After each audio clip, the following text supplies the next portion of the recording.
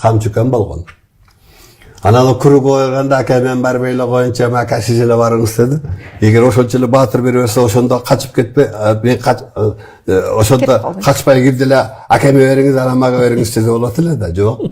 Мен киргем. Жалгыз обул прокурорду кошуп жалгыз киргем өзбектердин арасына.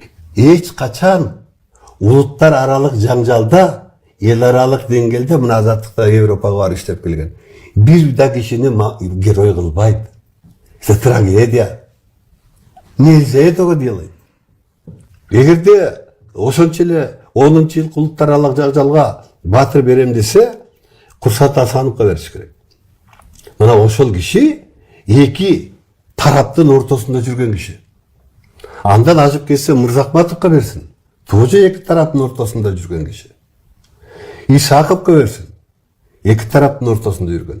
Ну, камчы ал бир тараптын командиры болгон.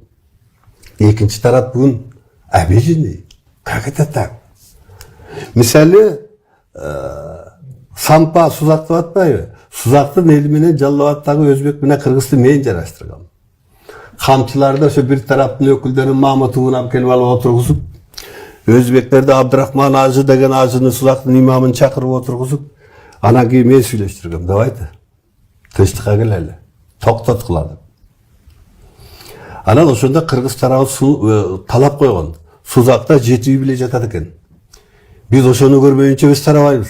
Курал тапшырбайбыз, бербейбиз, мынтебиз, тигинтебиз. А өзбектер болсо ону куралчандар куралыңарды бермейинче биз жарашпайбыз. Биз дагы этпейбиз. Анан ошодо Сузакка кирип биринчи элтердин Ассаламу алейкум, жалпы кыргыз элим. Сиздерден жардам сурап кайрылып жатамын.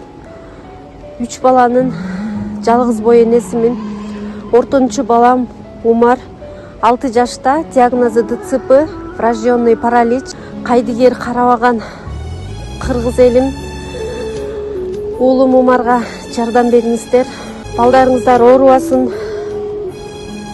Жараткан Аллах Таала өзүнөн башка эч кимге муктаж кылбасын. Уулум Умардын жок дегенде отуруп калышына жардам бериңиздер. Балам жок дегенде өзүнүн тамагын өзү ичкенге жардам бериңиздер, суранамын. Уулум Умарды таштабаңыздар.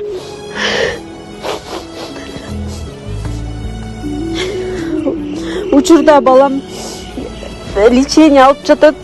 Баламдын алган лечениясы токтоп калбаш үчүн жардам бериңиздер, суранамын.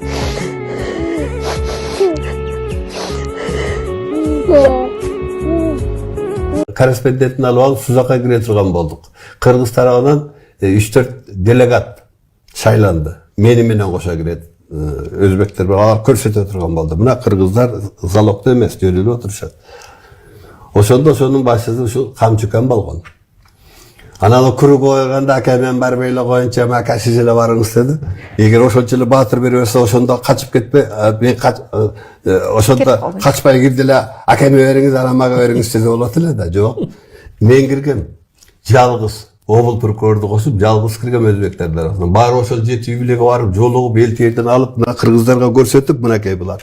Эч кандай мейт болбу.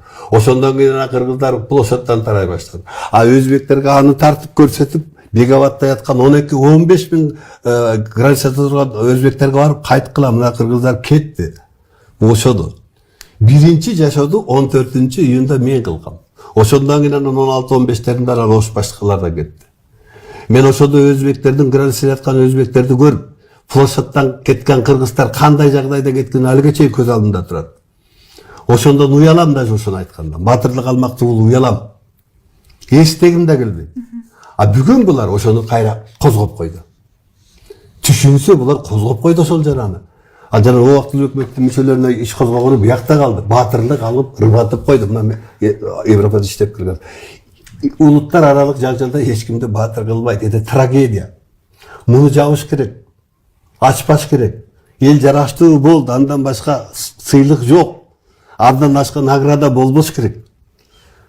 А мына азыр ушул награда көпкө чейин талкуу жаратат, көрөсүңөр.